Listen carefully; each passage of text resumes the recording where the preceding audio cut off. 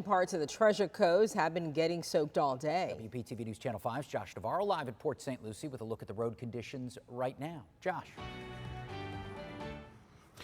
Well, John and Tanya, there are still some gray skies once we got up here to Port St. Lucie, and the rain has been coming and going. Right now it's a little bit drizzling, and some of the flooded areas we did start to see the water recede in neighborhoods, but there are still standing water in some parts, just like here at Kitterman Road, just south of US 1.